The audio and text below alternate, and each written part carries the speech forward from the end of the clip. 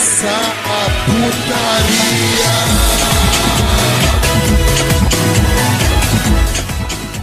Salve, salve, rapaziada, estamos começando mais um NBcast. Sim, eu sou o Eduardo Ritalino, como estão vocês? E hoje voltamos para mais um NBcast. Comigo aqui hoje está meu querido amigo Gatekeeper, né, de Torico, figurante. Fala aí, figura. Fala aí, figura. Seja bom, e realmente, o único motivo que Torico não é popular é porque eu gatekeepo ele e não quero que ele... Que um dia as pessoas não estão prontas para assistirem Torico, então acho melhor fazer o gatekeeping, porque o dia que eu não fizer, a Toricomania vai chegar. E bem, eu também acho que a gente gatekeepa o nosso podcast também, por isso que ele não explode, já fica aí anotado. Para aqueles que quiserem ajudar a sair desse gatekeep, tem aí o Apoia-se, tem aí o PicPay, tem aí a carteira digital, tem a carteira real, e vocês podem ajudar isso aqui. Mas vamos ver o que sai hoje, porque hoje a gente tá muito preparado aqui, todo mundo estudou o tema, e não é como se alguém aqui tivesse descobrido essa palavra 5 minutos atrás, e o outro aqui, né, tá morrendo de sono. Não sabe, não tá conseguindo nem pronunciar a palavra direito, mas ele tá preparado, o Shura tá preparado. Sim, né, também tá aqui com a gente, né, galera, o Shura, fala aí, Shurão. Opa, boa noite aí, Império de Portelândia. Tô aqui mantendo aqui o meu ritual de deixar Mineiros Goiás gatekeepado para que esse pessoal de fora não encontre a minha amada e querida cidade. Goiânia? Mas hoje eu vou quebrar... Não, senhor, de jeito nenhum. Todo dia é isso, cara. Puta que pariu. Não, ele é goiano. Para. Ele é goiano. Não, cara, não sou goiano não, rapaz. Rapaz, você me respeita, sou. Mas fala aí. Terminou aí, Shura? Não, eu tô aqui pra romper os portões dessas pessoas aí que gatekeepam os mangá, mas eu tô sendo até um pouco hipócrita, que eu não consigo deixar de proteger os portões da minha cidade Mineiros das pessoas que vão chegar de fora. Beleza. Com a gente hoje aqui, galera, está também o Lucas Emanuel. Fala aí, Lucão. Bom dia, boa noite. Eu estou perambulando aqui entre as obras underground da vida e não aceito virar hoje o dia. Vou gatekeepar até o fim. Vou ser o antagonista aqui do Shura. Opa! Como vocês estão vendo aí no título, né, galera? O tema do nosso episódio de hoje é isso mesmo, né? É o gatekeeping aí e a síndrome de underground da comunidade, dos otakus aí, né? Certo? E antes de podcast, quero mandar um abraço aí, né, pros ouvintes aí, a Janaína Leal, o Thiago Leonolfi, o Gabriel Paixão. E João Mendes também, mandar um abraço aí pros ouvintes que estão sempre apoiando a gente ali no Twitter. A gente tem que apoiar os ouvintes. E, figurante, né? A pergunta que não quer calar, os ouvintes, né, que devem estar ouvindo nesse momento aí que eu citei, querem saber, figurante, tem vinheta hoje ou não tem, figura? Tem vinheta, mas só alguns vão ouvir.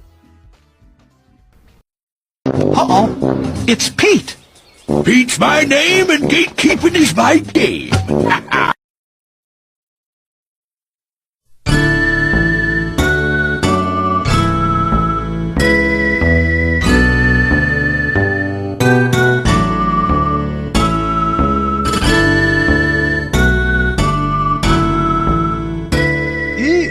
Começando o nosso podcast aqui, né, galera? O nosso tema mais que especial, eu não sei se eu vou pedir pro figurante, né, fazer. Você consegue, figurante? Você tá Claro. Então tá bom, figurante, dê um contexto pra gente. O que é síndrome de underground e o que é gatekeeping, figura? Por favor. Então, são duas coisas que se relacionam entre si e estão presentes na comunidade dos animes desde que o mundo é mundo e de que a gente é gente. Elas podem significar o quê? Por exemplo, quando aquele medo, por exemplo, do anime estourar e daquela comunidade que parece uma cidade pequena, que todo mundo se conhece, passar a ser uma metrópole, depois uma gigantópolis, e aí é todo mundo maluco, e enfim, e aí adeus a sua obra favorita e ela não é mais sua, ela é nossa. Então é um medo disso acontecer, mas não acontecer naturalmente, mas sim de uma maneira realmente que vai lhe prejudicar. Então as pessoas têm uma certa síndrome de querer manter os seus mangazinhos, os seus animezinhos numa comunidade mais retida, pois se explodir a coisa vai ficar feia. E tem também o gatekeeping, que é justamente isso. Esse ato de você deliberadamente não deixar e não influenciar e não querer que outras pessoas assistam aquilo que você gosta, aquilo que você descobriu, aquilo que você tem uma boa vivência com ele, pois assim você mantém aquela pureza do anime, você mantém aquela coisa, aquela parcimônia ao ler, aquela tranquilidade da fandom. E não só isso, mas também você impede que certas pessoas vão lá e leiam violentamente seu mangá e assistam assim o seu anime de uma maneira que irá manchá-lo. Então acontecem esses fenômenos e assim, e nós vamos discutir aqui, vamos falar bastante de onde aconteceu, de onde pode vir, do que é bom pra isso, do que é mal pra isso, se a gente é a favor, se a gente é contra, se a gente já fez, se a gente já usou, se a gente apoia a legalização, enfim. Vai ser um podcast rico e também muito baixo. Olha aí, rapaz. E o bicho acabou de acordar, hein, rapaziada? Olha aí, hein? Caraca, bicho. Tá até... Nossa, salva de palmas aí na edição, por favor, editor. Salva de palmas aí, que merece. Mas enfim, começando nosso podcast aqui, né? A gente tem que falar de Gatekeeper, né? Como o próprio Figura falou, né? Muitas obras acabam caindo nesse Gatekeeper, né? Até o Shura tava falando em off aqui, uma obra aí que o público dela tem muito disso, né? De gatekeepar, gatekeeping, né? A obra. Você poderia falar um aí, Shura? Mas agora eu vou deixar a grande parte aqui do pessoal que tá ouvindo meio puto, né? Ou então até pessoal que não ouve, né? Mas um mangá que é muito gatekeepiável. Não, eu falei errado. Um mangá que é muito gatekeepiado. E pelos piores motivos do mundo. Porque, tipo assim, qualquer pensamento a gente pode entender dependendo da circunstância. Só que quando você não quer que as outras pessoas conheçam algo por um pensamento elitista, de achar que o outro não é bom o suficiente para conhecer aquilo, ou então para aquele egoísmo mesmo de querer que seja seu e não de todos, né? Até ruim pro próprio autor isso, né? Uma obra que sofre muito disso é o The World is Mine, do Arai Hideki. Um mangá muito bom, um mangá subversivo, que comunica sobre vários temas aqui. Se eu não for me aprofundar aqui no mangá, vai demorar ficar muito tempo aqui, porque é um mangá que fala sobre muitas questões, um mangá muito interessante, Figura conhece. A comunidade desse mangá é muito pequena e o pessoal simplesmente detesta o fato desse mangá. Detesta o fato na verdade, não detesta o fato porque não aconteceu, mas detesta a possibilidade desse mangá se tornar popular. Inclusive, teve uma época que tava tendo vários TikToks na gringa sobre esse mangá e o pessoal tava simplesmente puto, denunciava os TikTok pra cair os vídeos. O pessoal é louco, é alucinado. Não, de fato, eu já vi muito isso. The World is Mine é realmente uma obra sensacional. Foi um dos primeiros vídeos que eu fiz, assim, quando eu iniciei essa jornada ainda fazendo um vídeo aqui na Batidão, foi sobre The World is Mine, sabe, um mangá que desperta interesse e acho que muita gente vai vir, mas eu acho que vale muito a crítica ao pensamento elitista de que os outros não estão preparados para essa obra. Eu acho que aí sim eu consigo colocar realmente a minha crítica a total em relação a isso, com esse pensamento, porque eu não acho que seja assim. Eu acho que todo mundo tem o direito de experienciar e isso não é nada, falar todo mundo tem o direito. Não, isso é só um brado sem muito fundamento, mas o que eu quero dizer com isso é que não tem como você... Pra mim não é um motivo plausível você fazer todo esse movimento, você fazer de fato esse movimento, não ficar só no pensamento ou no desejo, porque você não quer que pessoas que talvez não sejam do seu nível irão assistir, sabe? Eu acho que isso é tão cafona, você fazer por esse motivo e tentar de todo jeito esconder a obra, porque, sei lá, pessoas burras podem assisti-las, pessoas ignorantes, pessoas não capacitadas, e só esse pensamento de existir essa cadeia, de existir essa pirâmide, pra mim já é algo que não faz sentido, não é saudável, não é legal, é muito nociva até pra própria obra, e eu acho que eu não quero que todo mundo espalhe sua obra, eu não quero que todo mundo saia divulgando e falando até pra sua avó assistir essa obra, mas simplesmente eu gosto da naturalidade, eu gosto do natural e de manter o ritmo, sabe? Pessoas porque acontece muito isso, às vezes pessoas que você nunca imaginou que ia gostar de uma obra, acaba tendo ela como a sua obra favorita no final, por motivos que você nem sabe. Porque é difícil a gente desvendar as pessoas não são tão preto no branco, sim, talvez algumas são, mas eu acho que é antinatural, sabe? Eu acho que mangá é uma arte, a arte tem que ser naturalmente ela vai ter que se espalhar e o que move a arte são as diferentes experiências que uma pessoa pode ter de uma obra, as diferentes opiniões que as pessoas podem ter de um autor. Então eu acho realmente muito sem sentido a gente usar esse motivo de criar uma cadeia, de criar um elitismo, e de só que pessoas iniciadas podem ler, podem tocar. Eu acho isso realmente, não acho isso legal. Cara, é curioso, né, que o gatekeeping entra... a gente tá fazendo o tema de gatekeeping e síndrome de Underground porque ele entra justamente nisso, né, o síndrome de Underground. A síndrome de Underground anda lado a lado com o gatekeeping, né. Os caras querem proteger a obra de chegar em mais pessoas, né, com essa... que até vocês falaram aí, né, com pensamento elitista, né? E aí, tipo assim, se a obra acaba explodindo e fazendo muito sucesso, aí os caras, tipo, deixam de gostar, né? Aí parece que a obra perde o valor dela, né? Não deixa de ser aquilo que era quando era aquele clubinho fechado, aquele nicho, né? Então o gatekeeping acaba andando, tipo, lado a lado com a síndrome de Underground por causa disso, né?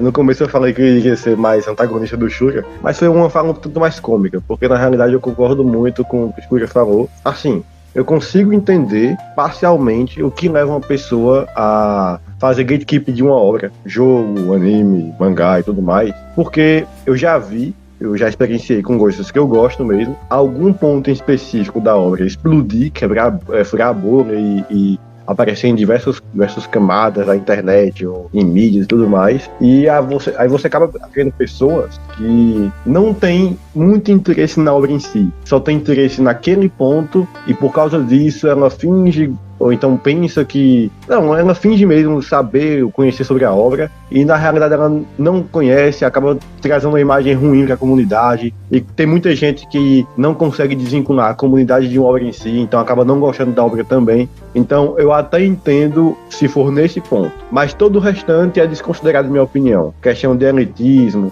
questão disso aqui é meu e não pode de ninguém mais, eu acho isso um absurdo. Então, assim, eu acho realmente interessante quando você é um fã de uma obra e você tem essa reação, esse temor de tipo, pô, eu não gosto muito quando pessoas fingem conhecer a minha obra, mas a maneira mais correta de você lutar contra isso não é você evitando em si que as pessoas conheçam ela. Ah, tá chegando um cabo que só conhece aquele ponto que explodiu, que estourou. Então você pode chegar nele e falar, bicho, gostou disso aqui? A obra tem isso aqui mais, sabe? Você tem interesse, lê um pouco e tal. Você pode tentar puxar a pessoa para poder apresentar aquilo que você gosta. Então é possível de ver isso como uma oportunidade também, sabe? Eu acho isso muito importante. Você vê mais como uma oportunidade do que como algo tão negativo assim. Assim, a comunidade dessa forma poderia crescer não com imagem ruim, mas com uma imagem boa ali, sabe? Tipo, o pessoal que acolhe, que apresenta e tudo mais. Então isso sim seria interessante. Todo o restante não é interessante. Elitismo, aquilo é meu, não sei o que mais lá, não. Isso aí é loucura, cara. Só pra pontuar mesmo que eu falei, que o Lucas falou, é que eu não vejo nada de errado em você ficar chateado com o rumo que tomou aquela obra que você gosta, o rumo que ela tomou. O que eu tô criticando aqui, quero deixar bem claro, é que quando você simplesmente cria um sistema de casta pra ver quem pode ou não ler. Aí eu já acho que não. Ou você não apoia que ninguém leia, ou você realmente só tá fazendo como se fosse uma gangue com seus sinais, sabe? Então eu acho que é você escolher. Tipo, não... porque vai muito disso, tipo, o gatekeeping pode parecer fácil de entender, mas ele é bem difícil de você ver as nuances que ele tem, porque o gatekeeping tem a impressão que ninguém pode ler minha obra, mas esse ninguém é igual a... realmente é igual a outros ninguéms aí que podem ler, sabe? Ele, que nem aquela coisa lá do George Orwell lá, todo mundo, sabe?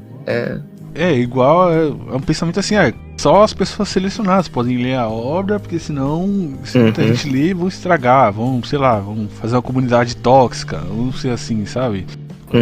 Porque, cara, é muito... Um dos maiores casos de gatekeeping, síndrome de Underground que eu vi foi nos anos 2000, com Naruto, sabe? Quando o Naruto começou a passar no SBT, que... Sério, mano? Sim, Sério, mesmo, Naruto. Juro pra você. Ô, louco. quando o Naruto começou a passar no SBT, cara, é porque, tipo assim, vocês são mais novos, vocês não viram isso. Pra mim, o fandom de Naruto dessa época é o pior fandom de anime, assim, brasileiro de todos os tempos, cara. Porque era uma comunidade extremamente tóxica e, tipo assim, eu lembro que eles tinham uma síndrome de underground que era tipo assim, quem começava a assistir Naruto pelo SBT, eles baniam das comunidades do Orkut, dos fóruns. Quem falasse o nome dos golpes, tipo, traduzido da dublagem, eles baniam também. Então, tipo assim, eles faziam meio que, tipo, um boicote até, sabe? Eu lembro que rolou isso, de, tipo assim, deles mandar e-mail pro SBT falando mal do anime, falando que era muito violento pra tentar tirar do ar, sabe? Porque tava popularizando a obra, né? E esse fandom de Naruto que, mano, esse fandom é tão ruim, cara, que ele fez o otaku ser estigmatizado como coisa ruim, como coisa de virgão, como, sei lá, coisa ruim, sabe? Coisa que não é legal. Foi esse fã de Naruto que fez isso, né? Que era mano, que é até bizarro, que a obra tava se popularizando, tava ganhando destaque, aparecendo na TV, e eles estavam querendo de todo jeito boicotar, esconder a obra, porque era o clubinho deles e não podia chegar em mais gente, sabe? É até estranho isso, né, cara? E aí, mano, o Naruto acabou se popularizando muito, né? Inevitavelmente, né? Até um dos três da Big Tree, inevitavelmente ia chegar aqui no Brasil, ia ficar popular, e hoje em dia é uma das obras mais populares que tem. Tem um fandom tóxico ainda? Tem, mas, mano, tem tanta gente que curte a obra hoje em dia que, né, tem todos os tipos de fã. Tem uns fãs mais contidos, tem os outros que não tem. Então, tipo assim, a obra se popularizou tanto que hoje em dia você consegue encontrar o seu nicho específico, né? Então, meio que acabou se diluindo, né, a toxicidade do fandom, né? Eu até vou... Não, isso foi bom, porque eu até ia perguntar pro Shura o que exatamente levou The World's Mine a ser tão elitizado assim. Eu imagino que é porque, como você falou, tem algumas mensagens, é uma obra mais complexa e tudo mais. Mas agora eu fiquei curioso pra poder saber o que levou Naruto a ser elitizado assim, porque eu não consigo achar um ponto que cara, faça o pessoal fazer isso. Foi nos anos 2000, cara, sabe? Ali em 2006, 2007, 2008, que o fandom de Naruto, eles estavam querendo muito que Naruto não tomasse, não ficasse no tamanho do que foi Cavaleiros Dragon Ball aqui no Brasil, sabe? Que eles queriam que fosse só o clubinho deles, sabe? Nichado. Então era uma síndrome de underground, um gatekeep bizarro. Então, tipo assim, até o Naruto Shippuden, eu não sei se eles concluíram a dublagem do Shippuden, mas ele ficou sem uma boa parte da dublagem sem ser feita, de tanto que os caras criticavam, cara, sabe? Pra não fazer. Caramba. Mas o motivo não era a dublagem. Não era dublagem. Era porque, mano, eles queriam ser um nicho dele, sabe? Foi daí que nasceu essa história dos otakus falando que anime não era desenho, que Naruto não era pra criança. Esses negócios assim, sabe? Essas idiotices surgiu aí, cara, né? E caramba, velho. Mano, pra você ver como é que é uma loucura. Nossa senhora. Bom, esse aí do Naruto foi bizarro, mas eu queria uma explicação mais a fundo sua em relação a The World's Mine. Tipo, como você já falou, da elitização dele e tal. Mas você consegue destrinchar isso um pouco mais? Cara, eu tenho algumas ideias, sabe? Porque, assim, o The World's Mine, ele é um mangá que o próprio Arai Hideki, ele é um escritor que ele não tem tanto holofote assim, tanto lá no Japão, sabe? Na verdade, tem um mangá específico do Arai que ele foi muito conhecido, só que foi um dos primeiros mangá dele. Então, depois desse mangá, que é uma adaptação de um livro, se eu não me engano, ele foi fazer uns mangás mais autorais. E o Arai Hideki, ele é um cara que ele gosta muito dessa ideia de depravação e de abordar temas urbanos, temas religiosos e tudo mais, mas ainda assim muito depravado. E esses mangás aí, eles não conquistaram muito o público. Aqui no Brasil, eles eram muito mais desconhecidos antes. Só que aí, eu agora não pode citar, né? Teve um caba, que ele é bem conhecido aí na bolha de anime, e um dia ele leu The World's Mine, concluiu e botou nos favoritos. E por ele ter posto nos favoritos, muita gente ficou curiosa pra saber o que tinha de bom nesse mangá. E aí um grupo seleto de pessoas, um grupo pequeno de pessoas, começou a ler e de fato ver que era muito bom e tentou tornar isso só seu. E tem muito do elitismo nisso, e essas comunidades aí que são muito fãs de The World's Mine, geralmente são pessoas que isso não é nem culpa da obra em si, mas são pessoas que se comportam de uma forma muito zoada na internet. São pessoas assim que fazem parte de grupos e de nichos muito zoados da internet. E eles não querem por nada que esse mangá caia na mão dos outros. Mas até aí, né, velho? O do Chainsaw Man, cara, porra, né? Porra, velho. Não, mas aí é tipo assim. Sem brincadeira, Shura, qual que é pior? O do The World Is Mine ou do Chainsaw Man? Não, é outro nível, Rita. É outro nível. Cara, Chainsaw Man é brincadeira de criança perto de. Caralho. Isso que é. Não, você não tá entendendo, Rita. Quando você fala depravação, é nível laranja mecânica, não é? Não, Caralho. mecânica, figurante. Não, só pra você ter uma ideia, tipo, de filme. Mas é pra baixo. Não, é nível Saló do Pasolini, pô. Caralho. 120 dias de Sodoma, de Gomorra, sei lá, foda-se, filme lá do maluco. Cara, é um mangá, assim, e é muito gráfico, assim, mas ele, mesmo tendo essa estética brutal, essa estética transgressora, né, subversiva, ele é um mangá muito... Ele comunica muitas coisas interessantes, como religião, moralidade, pô, é muito massa mesmo, sabe? E esse grupo tenta manter isso pra si. Eu acho que por tentar manter consigo o mérito de ter descoberto uma coisa tão boa, né, que só eles são merecedores de ter aquilo.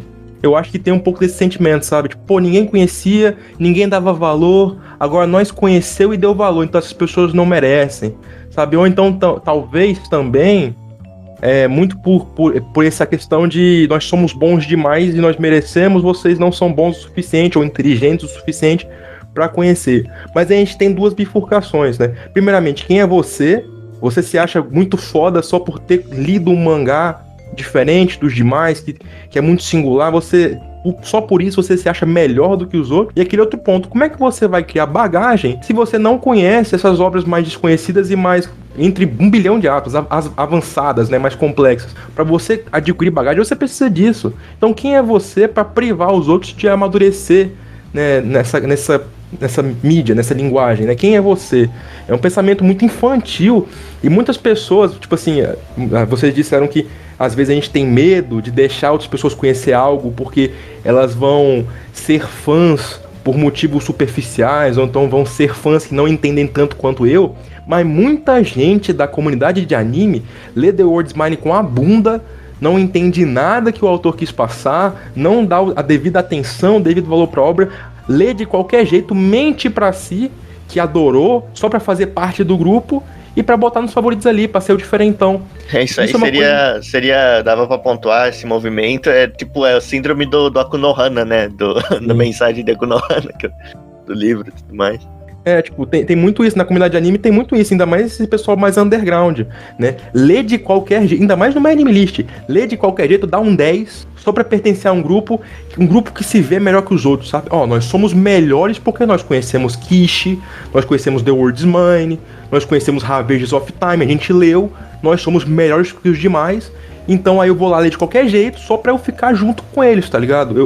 Às vezes eu leio sem prestar atenção, eu leio fazendo outra coisa, eu leio rápido, atropelado, só pra botar no favorito ali, e é isso, tá ligado? Se você me perguntar meia que eu realmente não gosto. Tipo, você perguntar, mas isso aqui, não sei. Uma coisa que muita gente fala, eu não entendi, eu senti. Pô, mas sentir também é entender? É isso, não tô entendendo. Tem isso, acho que é isso, cara. É uma soberba, sabe? É um pessoal cheio de soberba, é um pessoal infantil, é um pessoal mentiroso, sabe? Sim, cara, e falando que você falou, né, cara, acho que a palavra que você tava querendo é um amadurecimento cultural, né, cara? Com certeza, né? Essa bagagem. A biblioteca, o repertório cultural da pessoa, né, se ela lê a obra, lógico que ela vai adquirir mais conteúdo, né, cara? Quanto mais obras você lê desse gênero, desse tipo, mais conteúdo você tem, né? E privar as pessoas de conhecerem assim é zoado, sabe? Foi muito paia, velho. Sim, agora, a gente falou bastante do The World Is Mine aqui, né? Vocês falaram bastante. E o Kishi, cara? Pois é, o Kishi é do mesmo autor. Tipo assim, The World Is Mine, ele aborda uma questão mais, como pode dizer assim, catastrófica, né? É um mangá sobre 2 terroristas em paralelo com uma catástrofe natural, que é uma criatura que vai destruindo várias cidades e conforme ela vai destruindo a cidade, ela vai crescendo ao ponto de se tornar incontrolável. Então tem essa besta quase apocalíptica que vai crescendo, destruindo o mundo, e no outro lado tem 2 terroristas que vêm atacando terror em tudo. E aí, tipo, eles vão ter o seu caminho cruzado, sabe? O mangá é sobre isso e também sobre a deturpação, né, desses 2 terroristas e as motivações deles, e não vou falar muito que senão vou estragar a graça. Mas o Kishi, ele é um mangá que ele também é um pouco... O Kishi, ele é menos subversivo, ele é menos agressivo do que o The World Is Mine, mas o Kishi é sobre revolução. É sobre um menino que ele perde os pais e ele fica alheio ao mundo e ele começa a perceber como pode dizer, as contradições e as injustiças do mundo. E através disso, ele quer trazer a revolução, ele quer trazer a rebeldia, ele quer evidenciar as contradições do mundo e trazer mudança. E aí ele começa a se tornar uma figura, tipo, de uma relevância imensa, sabe? Ele começa a criar seguidores e ter grupos que idolatram ele. Então é um mangá interessantíssimo aí sobre essa questão. E os dois são do mesmo autor. O Arahide, que é um escritor, um mangaka que, além de escrever como um gênio, ele tem uma forma de se expressar muito única, muito, como pode dizer... autoral, muito, né? Autoral, sentimental, genuína. Autoral, mas ele traz o sentimento dele de uma forma muito genuína, muito sutil, sabe? Não sutil não. Enfim, e ele desenha muito bem. A arte dele é tão agressiva quanto os pensamentos dele, sabe? O cara desenha muito. E Kishi, tá sendo traduzido agora o Kishi Versus, né? Que é a continuação que ficou por décadas aí sem ter tradução. O pessoal tava tendo que aprender francês pra ler, porque é muito bom mesmo, cara. O pessoal tava aprendendo o idioma só pra ler, porque é bom mesmo. O Node, da Gaikonaro, né, Scan, ele tá traduzindo o Kishi Versus, aí vai cobrar o cara pra ele fazer mais rápido, mas o Node é bom, é talentoso, tá fazendo aí, e, pô, tô louco pra Kishi Versus ser traduzido logo pra eu tibuiar e ler tudo, cara. Muito bom. Olha aí, cara. Brabíssimo, velho. É que eu queria falar, né, o Shura falou do Kishi, né, eu fiquei com vontade de procurar essa obra, né, pela sinopse que o Shura deu aqui, velho. O Shura vendeu o peixe bem aqui, hein, velho. Cara, eu achei quando o Ritalino falou, eu tô com uma vontade, achei que eu falou, tô com uma vontade de comer um quiche também. Pô, quiche é bom, hein, velho? Tudo que o Shura falou, tá ligado? Um quiche agora ia bem, hein? Tá louco. O quiche, tipo, sem ser a continuação, o quiche normal, ele tem completo em português. Né? Muito bom. É bom pra caramba, é curto, mano. Acho que tem 10 volumes só 10 volumes rapidinho, claro. Sério? Então é tranquilo, 10 volumes é coisa básica. O ritmo é bom também. Quero falar de um que tá na lista aqui também, cara, esse aqui, o fandom é tão arrombado dele que... Não sei se é o fandom, mas as pessoas que eu vejo que gostam dessa obra são as pessoas tão arrombadas que, tipo assim, mesmo achando a obra interessante, eu não tenho vontade de ler, porque porque eu não sei, mano, eu acho que meu subconsciente acha que eu vou ficar igual a essas pessoas, sabe? Que é o Homúnculos, cara. Que é uma obra, assim, que... Mano, no Facebook, principalmente no Facebook... Toda pessoa que eu vejo com a foto do Homúnculos, que é aquela foto do protagonista que tá uma folha na frente, sabe? Toda pessoa que eu vejo que usa essa foto no perfil é uma pessoa desgraçada, arrombada. Toda pessoa. Sim. É impressionante. Aí, tipo assim, Mano, eu já tive vontade de ler essa obra, porque eu acho muito interessante a premissa dela e tal. Mas aí, tipo assim, eu fico no meu subconsciente assim, tipo, caraca, será que eu vou ficar retardado igual esses caras? Será que eu vou ficar um doente, assim, colocar essa foto de perfil aí no meu Facebook, eu vou ficar falando merda, sabe? Tipo, sendo uma pessoa ruim, uma pessoa merda mesmo, sabe, cara? Porque, pô, não sei, mano. O Shura pode falar melhor dessa obra, cara, mas, cara, eu acho ela... A ideia dela bem interessante, né? Dos homúnculos e tal, e toda a parte gráfica, né? Até o peso dela, né? O negócio da furadeira e tal. Mas, enfim, Shura, você pode falar aí, velho? Com certeza, pô, cara, Homúnculos é fantástico, sim. Cara. Homúnculos é um mangá que comunica muito sobre a superficialidade das pessoas. E você consegue ver através das contradições, das mentiras, né, das pessoas. Pô, é um mangá, caralho, é fantástico, cara. E sabe o que é engraçado? Muita gente que se diz muito fã de Homúnculos, esses animes aí mais underground, principalmente nesse site de listinha, tipo Anilist, MyAnimeList, muita gente lê de qualquer jeito, bota no favorito e dá 10. E, cara, é muito engraçado porque é um mangá que fala justamente sobre as contradições das pessoas, sobre essa plasticidade, sobre essas máscaras que a gente transforma em verdade, mas são mentiras que são feitas pelas nossas fragilidades, né? É um mangá que fala sobre isso e as pessoas vão lá e fazem o quê? Justamente isso. Então aí você vê que a pessoa de fato não leu a porra do mangá, sabe? E eu vejo que tem muito arrombado na internet, muito filho da puta que faz parte de grupozinho que, sei lá, destila ódio, que tem pensamento torto, de ideologia zoada, que tá lá a foto do anime, tipo, de perfil, né, que é fã desse anime. Isso e muito mangá underground, muito anime underground. Por isso que eu que eu não pego pra ler ele, cara? Porque eu fico assim, cara, tá ligado? Que, tipo assim, eu vou ler o mangá, vou gostar, aí eu vou, tipo, sei lá, interagir com a comunidade, cara, e aí tem esse tipo de gente aí, sabe, cara? Essa galera doente, sabe, Sim. cara? Porque é uma obra que eu sei que ela tem uma profundidade muito foda, né, cara? Tudo. Mano, é difícil até explicar, cara, mas é uma obra bem complexa, cara. E, igual o Shura falou, né, cara, que ela faz de superficialidade e ela tem muitas. Como eu vou dizer assim? Muitas coisas pesadas, né? Muitos momentos pesados na obra, né, cara? Uhum. Não é nem que entra num gatekeeping, né, cara? Mas, mano, não sei, cara. Não sei se isso entra no gatekeeping, porque, tipo assim, o fandom desse mangá é tão zoado, cara, que eu não sei se eles fazem de propósito, mas eles acabam por afastar as pessoas mesmo das obras, né? Por serem pessoas merdas consumindo aquilo ali. Aí as pessoas acabam criando uma imagem de que a obra é ruim, sabe? Mas eu não sei se entra nisso, né, velho? Ou entra.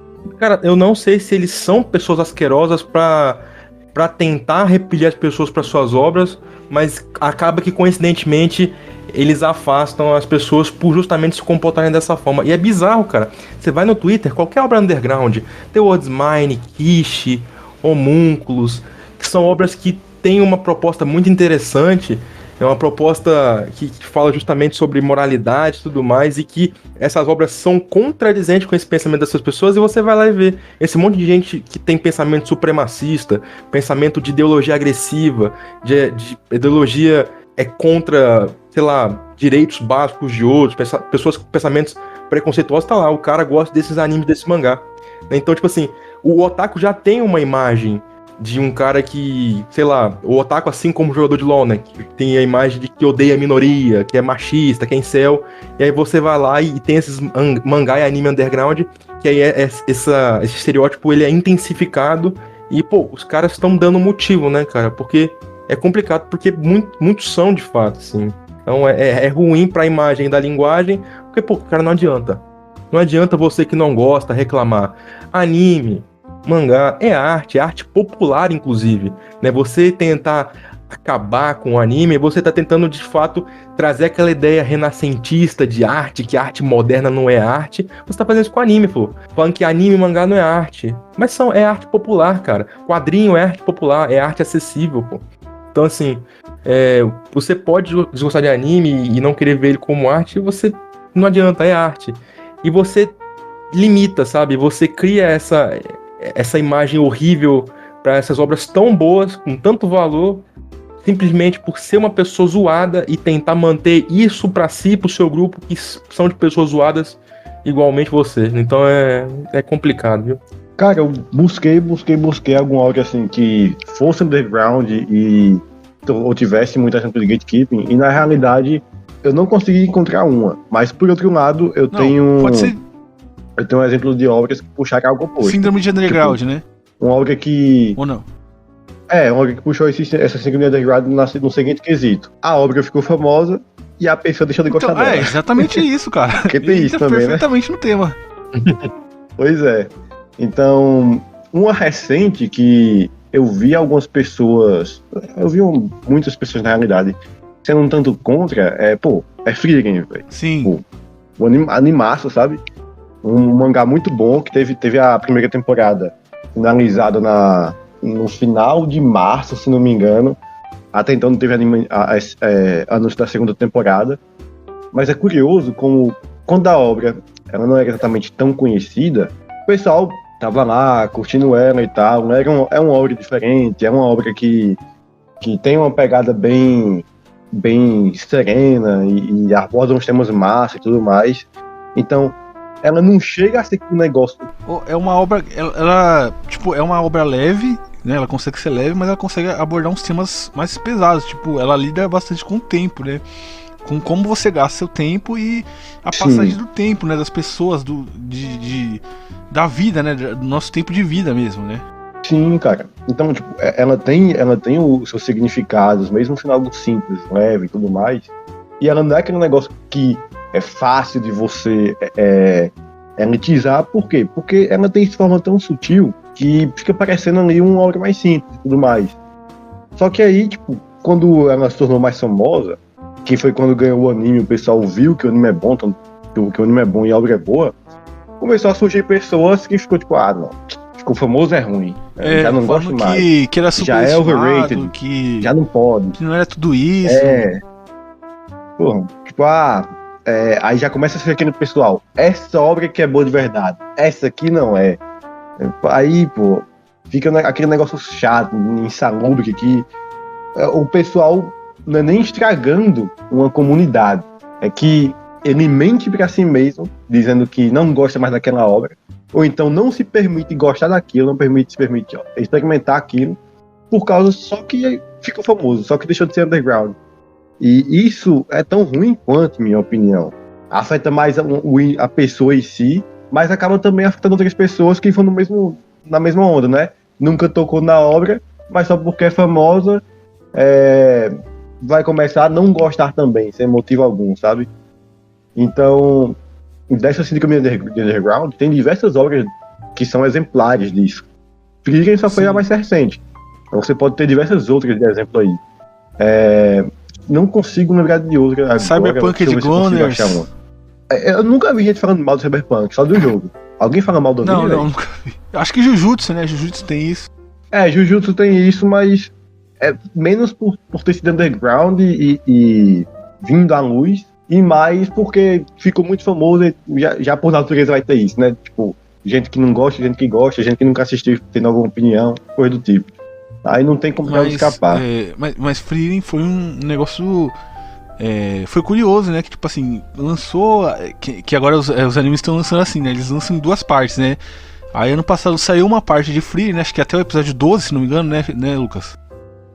Não, se não me engano, ele teve só uma pausa de final do ano, mas ele lançou 20 animes episódios assim da segunda... Do final do ano, quando vira a temporada, eles têm uma pausa. E aí, tipo assim, acho que lançaram 12 episódios, né? Aí teve a pausa, e aí foram lançando os restantes dos episódios, né? E aí, tipo assim, foi meio que deu pra notar que quando tava lançando a primeira parte e ainda não tinha explodido, o pessoal tava elogiando bastante, né? A obra, tava gostando muito. E aí, quando a obra explodiu ali em dezembro, né? Que, mano, chegou, muita gente começou a curtir a obra, o pessoal começou a assistir. Aí quando foi lançar a segunda temporada, mano, o que mais teve foi gente falando mal, falando que a obra era superestimada, que não ia mais ver porque ficou ruim, que, mano, um monte de coisa assim, infundada, sabe? Só porque, tipo assim, mais gente começou a conhecer a obra, né? Então aí a galera começou a falar que era ruim, que não valia a pena, que ficou ruim, sabe? Que ficou chato. E sendo que, tipo assim, cara, a Frieren é muito bom, né, velho? É uma obra, é realmente muito bom. Cara, aquela segunda parte ali pra mim foi a melhor parte do anime, né, cara? Não sei pra você, Lucas. Mas aquela parte do torneio ali, pra mim. Não, é cativante, mas aquela caralho, velho. A parte do exame de Mago de primeira classe é sensacional, porque você tem um monte de personagem que quando vier a segunda temporada você vai ver que é uma obra que não joga ele de lado. Apresentou pra poder utilizar, sacou? Então vai ser sensacional, mas é claro que vai ter gente falando que não, é ruim, que é a mesma coisa o tempo todo, que eu já vi muita gente falando isso, né? Não, todo episódio é a mesma coisa, toda vez é um flashback e tudo mais. Não é ruim, cara. É muito bom da forma como é feito. Não é chato. É só que a pessoa deixou de gostar porque outras pessoas gostaram também. Eu arrisco dizer, eu não conheço muito bem a história, mas eu arrisco dizer que Jojo deve ter sofrido o mesmo mal com o anime. Jojo? Eu arrisco dizer que Jojo deve ter sofrido o mesmo mal. Eu não conheço muito bem a fandom de Jojo antes dos animes. Jojo é um fenômeno por si só. Eu acho que é um fenômeno por si só? Não chegou a acontecer isso porque ele foi crescendo gradualmente, não tinha, a fandom queria. E outra, a fandom, por exemplo, quem era, vamos dizer, o true fã de Jojo mesmo, quando era fã na época do OVA e dos jogos, tipo, não tinha como você gatekeepear ou então não querer que ficasse famoso, porque todo mundo queria ver uma adaptação, sabe? Todo mundo tava no mesmo barco esperando ali, não, agora vai. Aí teve no começo teve o filme lá, que não saiu do Japão, não saiu, até hoje é Lost in Media, aí teve outras tentativas, mas todo mundo sempre quis ver, nossa, como será que seria essa obra como um todo?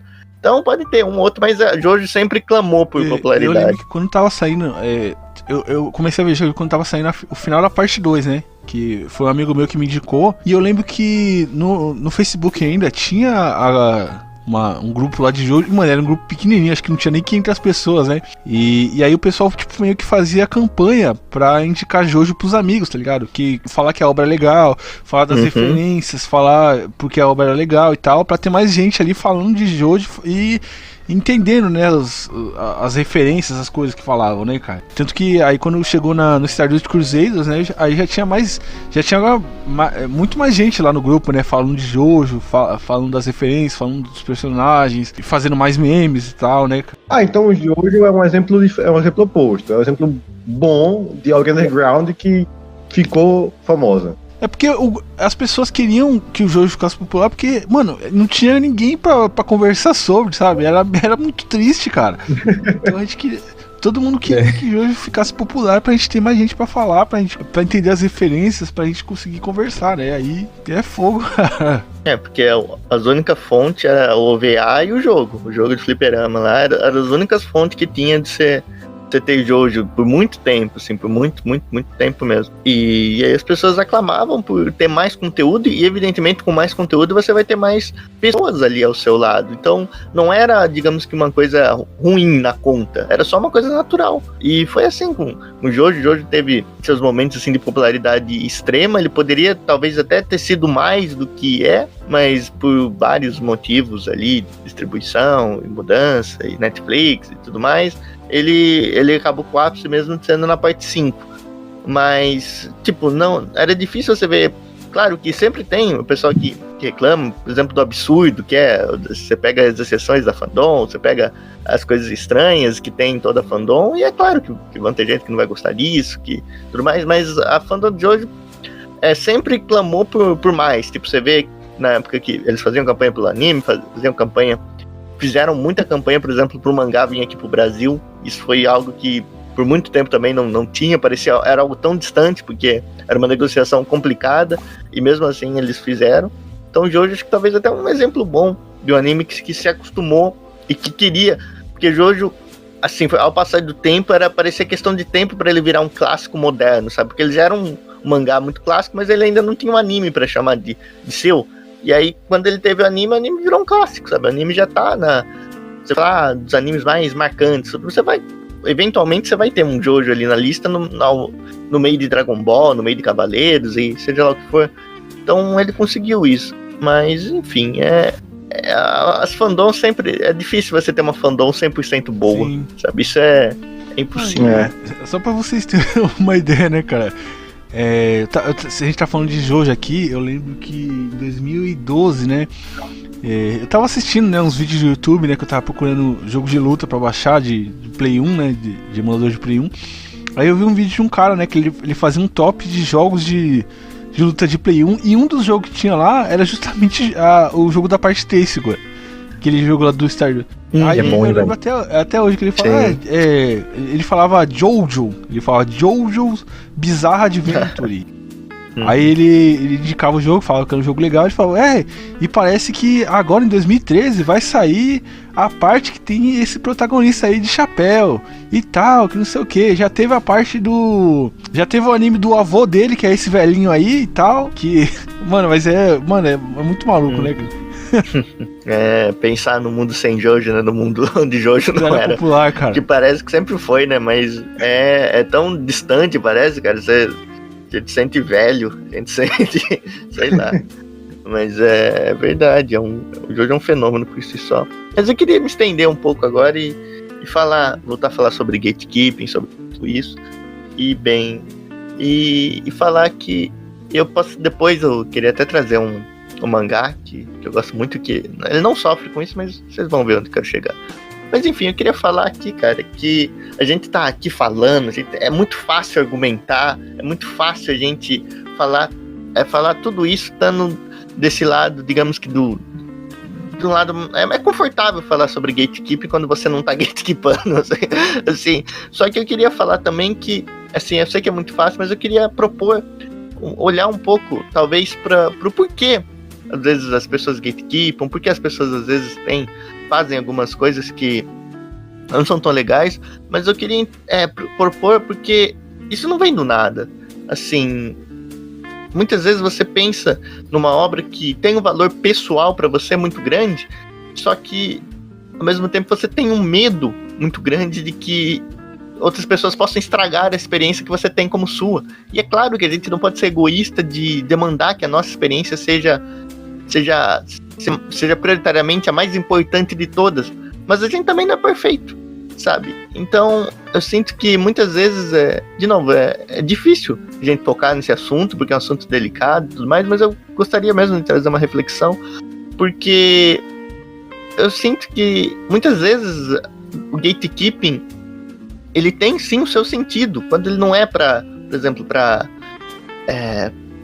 criar castas, para criar aquela coisa de vocês não estão preparados. Não, isso eu acho besteira, mas no fundo do medo, eu acho extremamente irracional que você não queira que uma obra que você gosta tanto, que você tenha uma afinidade com as pessoas que gostam, ela se torne popular para que pessoas estranhas entrem no seu mundo, para que pessoas estranhas, eu não digo primariamente de pessoas estranhas, mas de pessoas que você não conhece. O medo do desconhecido, o medo do que aquilo pode se tornar se já estava tão bom do jeito que é agora. O medo daquilo explodir, virar mainstream e ter que lidar com todas aquelas coisas que nós sabemos que existe mainstream, tipo as fanbases tóxicas, os caras malucos, os caras que levam tudo ao extremo e os caras que envergonham a comunidade. E tudo isso vai estar presente porque em fandoms gigantes, obviamente vai ter essas pessoas, o risco é maior. Então eu entendo, por exemplo, você ter um medo daquela obra que você descobriu, e você descobriu do nada, você descobriu por indicação, ou aquela obra que mesmo possa ter te escolhido, porque existe muito isso, sabe, pra quem é mais, tem mais sensibilidade, tem mais esse apreço por mangás, tem muitas vezes que você não escolhe o mangá te escolhe, e às vezes pode ser triste o rumo que a maré leva. Então, mas só que eu não vejo muito sentido em você tentar controlar essa maré, porque de novo, eu não acho que nós temos o direito de ditar tudo isso, mas só que o nosso corpo às vezes clama por algo assim, clama pela essa tranquilidade que a gente já está acostumado, e por isso eu entendo muitas vezes o medo, sabe, o receio de que não, essa obra vai estar popular. Eu entendo também a gente fazer alguma coisa, às vezes não falar em certos grupos, não falar em certos locais que tem pessoas que talvez a gente não queira, tem pessoas que a gente enxerga não como as pessoas em si, mas como os modelos de pessoas, eu digo, um grupo de pessoas que a gente não queira, sei lá, não quero tal grupo, ou não gosto de tal grupo, então acho que não seria bom. Então eu entendo você ser cuidadoso ao falar de um anime, mas, de novo, isso não é apoiando a ideia, nem nada, mas sim tentando entender mesmo, porque é um fenômeno que eu posso dizer que, infelizmente ou felizmente, ele muitas vezes acaba sendo uma reação natural de, sei lá, eu acho que a parte ruim mesmo é quando você faz deliberadamente e sai desse lado do medo, quando você faz pensando já em quem pode ou não ler sua obra, porque pra mim ou você não quer que ninguém leia, ou você quer que todo mundo leia. Pressionar não faz muito meu tipo. E às vezes eu falo que certos animes, eu nunca, talvez eu tenha receio de se tornarem populares e tudo mais, mas eu realmente não tenho nenhum exemplo disso agora. Não tenho nada que eu possa dizer que alguma vez eu tive esse medo da popularização, tive medo da fandom, porque a partir do momento que eu sei que a fandom me desgraça tanto e que ela vai me fazer mal, que as experiências de outras pessoas podem atrapalhar a minha própria experiência, porque as pessoas falam isso como se fosse bobagem, mas não, isso é muito grande e pode acontecer sim com várias pessoas, é uma coisa séria até, essa coisa de uma fandom ruim atrapalhar a sua experiência com a obra, isso não pode ser desprezado como é. Então eu acho que a partir do momento que eu tenho essa visão de que uma fandom pode me prejudicar de alguma forma, ao invés de eu gatekeepar a minha obra, eu simplesmente gatekeepo a fandom. Falo, não, eu não vou participar desses grupos, eu não vou participar disso aqui, eu vou procurar, realmente parte de mim, a iniciativa de procurar um lugar que seja confortável falar dessa obra, porque esses lugares vão ser mais raros, mas vão existir, sabe, como um oásis no meio do deserto, a gente pode achar lugares pra gente comentar sobre qualquer obra que a gente queira, seja ela grande, seja ela pequena, e é esse, eu acho que o objetivo que fica, é essa lição que dá pra ficar do receio da obra se tornar popular, porque muitas vezes é inevitável esse caminho, muitas vezes aquilo que a gente quer a gente não vai ter, só que a gente pode procurar alguma coisa parecida, a gente pode procurar alguma coisa que traga isso, e bons lugares, independente se grandes ou não, a gente vai achar, sabe, e é isso que eu sempre faço, ao invés de dar murro em ponta de faca, porque eu acho que é isso que é gatekeeping no final das contas, e muitas vezes, é você murro em ponta de faca, ninguém controla a maré ela já tem um rumo, ela vai dar em algum lugar, isso vai atrapalhar muita gente, mas simplesmente eu acho que o resultado nisso é a gente mesmo, partir da gente, a iniciativa de procurar um lugar que seja confortável a gente falar do mangá que a gente queira. E isso é uma tarefa nossa, sabe? Porque, de novo, não tem como lutar contra a maré. As pessoas vão assistir, as pessoas vão gostar, as pessoas vão ser superficiais, gostando só porque é popular, as pessoas vão ser superficiais gostando só porque não é popular, e no fim, muita gente vai se desencontrar, e no fim vai deixar extremamente horrível a presença disso. Sei lá, você entra num grupo de um desses animes que se tornou, e não vai ser mais a mesma coisa, você vai perder aquele contato com pessoas que talvez realmente entenderam a obra, ou tem algo a mais para oferecer, e as discussões vão ficar cada vez mais artificiais conforme o anime se populariza, porque esse é o mundo que a gente vive, e infelizmente não, a conta é essa, sabe? O que não dá pra gente considerar exceção como regra. Então, eu acho que é muito cansativo você fazer todo um processo, você querer fazer todo um mecanismo para que ninguém assista a sua obra, mas eu acho que simplesmente o melhor jeito possível de você fazer isso é você se gatekeepar, sabe? Você viver numa fazenda virtual, ao invés de entrar logo numa metrópolis com cheio de gente querendo se matar, e te matar, e com opiniões contrárias, e todo aquele clima que todo mundo conhece, que quem já passou 5 minutos num grupo de Facebook, ele sabe o que eu tô falando. Então, eu acho que parte da gente buscar ferramentas para a gente se identificar, para a gente se identificar dos problemas que nós identificamos. Sabe, a obra não tem culpa disso, sabe? Todo autor quer que sua obra cresça, e infelizmente dói o coração de gente pensar nisso muitas vezes, mas eu acho que a gente não é perfeito, e muitas vezes a gente vai ter medo de uma obra ficar popular mesmo, e isso é normal, mas cabe a gente lidar da melhor forma possível, porque é o mais difícil a se fazer nesses momentos. Figura.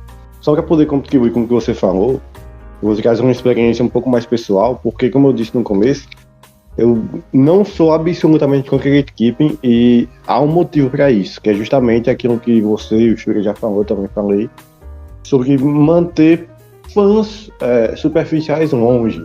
Mas eu vou explicar isso um pouquinho melhor, trazendo um exemplo. Tem um jogo, não vou falar de um anime, de um mangá, mas sim de um jogo, que eu sou muito, muito fã mesmo. E assim como diversas pessoas, eu conheci ele de uma forma um pouco mais indireta. Eu conheci ele a partir de obras de fãs e não a partir do jogo em si. Mas aí, à medida que eu fui conhecendo aquele jogo, a história dele e tudo mais, então eu fui gostando cada vez mais, e ele não é um jogo exatamente underground, mas também não é algo que explodiu, que furou uma bolha e é absurdamente famoso e popular. Só que tem coisas que vieram a partir dele que são populares, as pessoas conhecendo ou não, e por causa disso, algumas pessoas têm noções erradas em relação ao jogo em si, em relação à obra.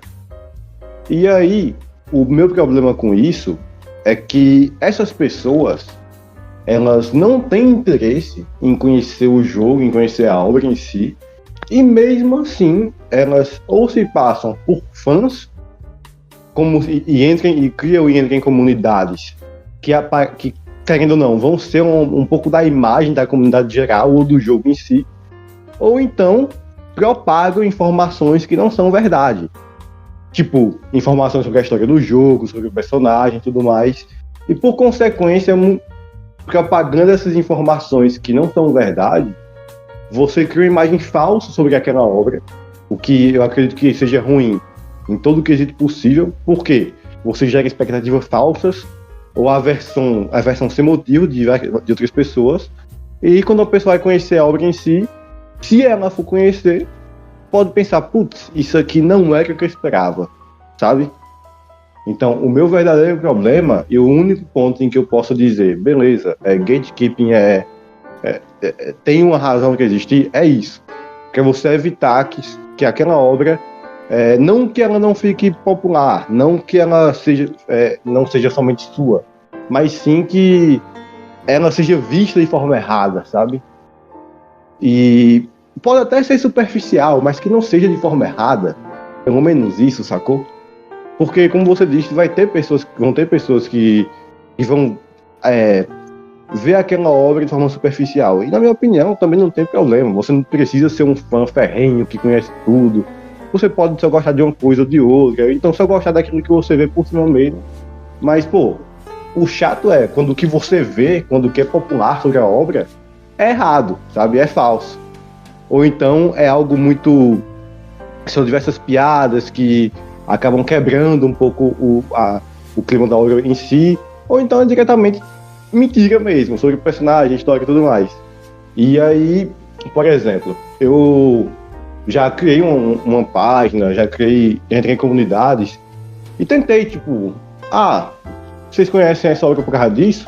Sabiam que isso aqui é muito mais do que isso? Tipo, vem conhecer um pouquinho mais, sabe?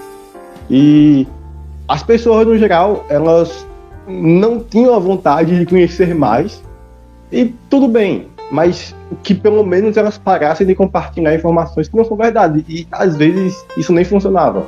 Elas falavam, tipo, dane-se, vou continuar compartilhando informações que não são verdade.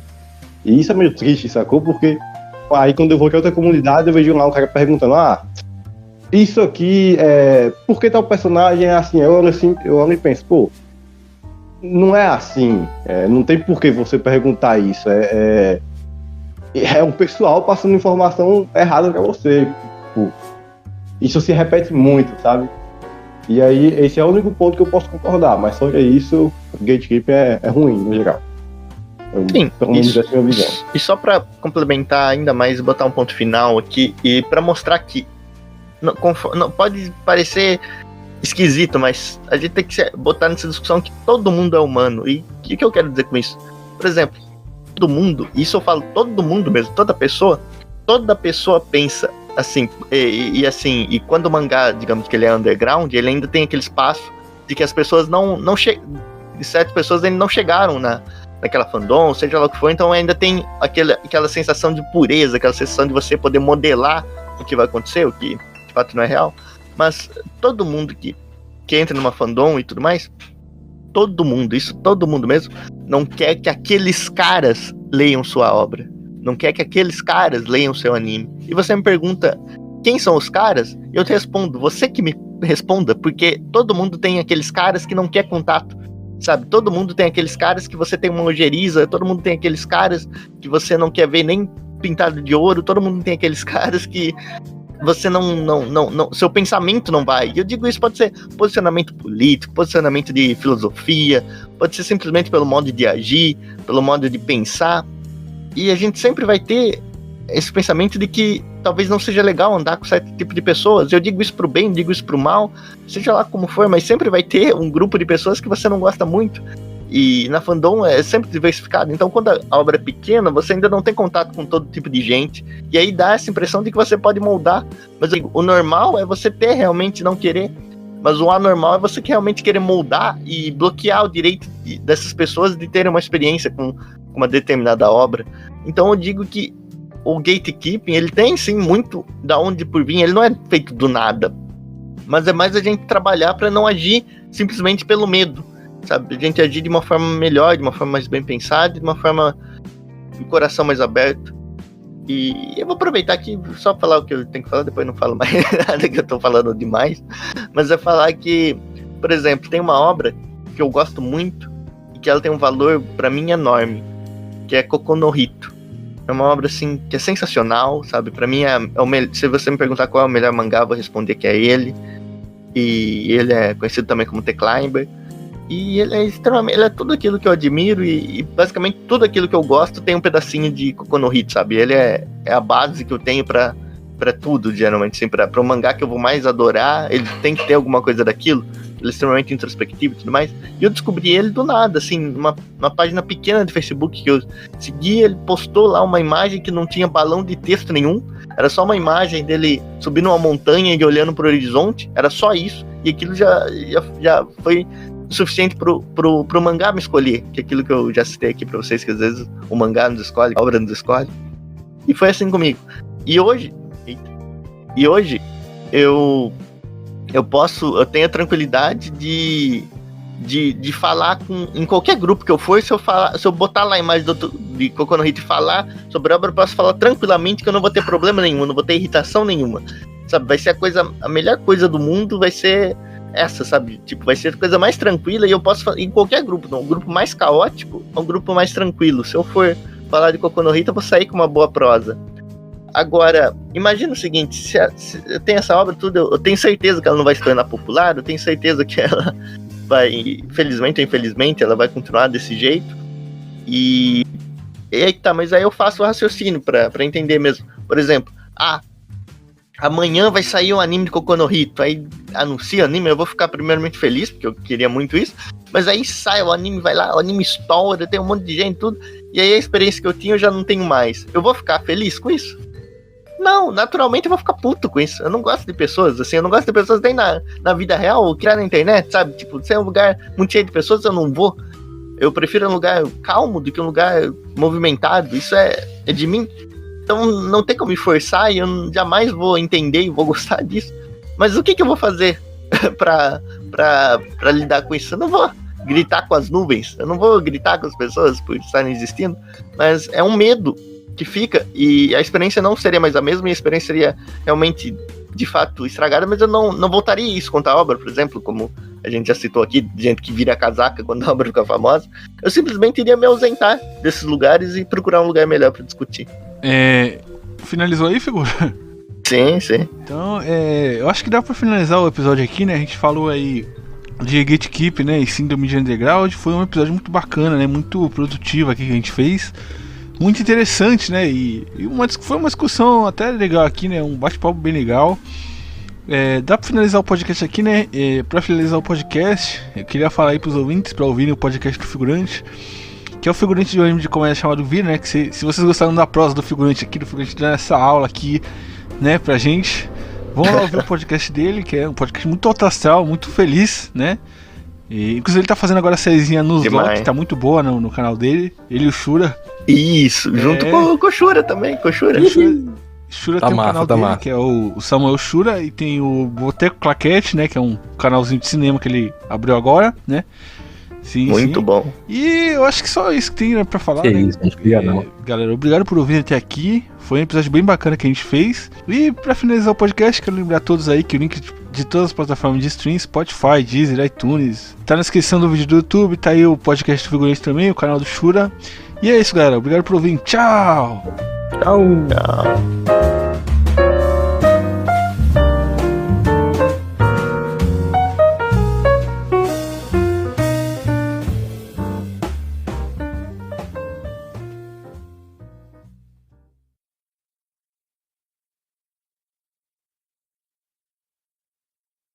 Então acho que o Figurante tá fazendo. Tá Rapaz, gatekeepando o aniversário do Serginho Grossman, cara. Não, só. O aniversário do Serginho Grossman é o gatekeeping. E eu gatekeep. Eu ia falar isso, ele tá fazendo gatekeep pro Marco Luque no Descobrir. Esse seria. Eu não queria falar nada por causa disso. Aí, se eu falar, o Marco Luque vai saber que tem festa e vai lá. Imagine se o Marco conhece Boku no Hero, Branco. Faz um vídeo sobre ele. Eu não quero imaginar isso. Eu jogaria numa janela mais alta que encontrasse.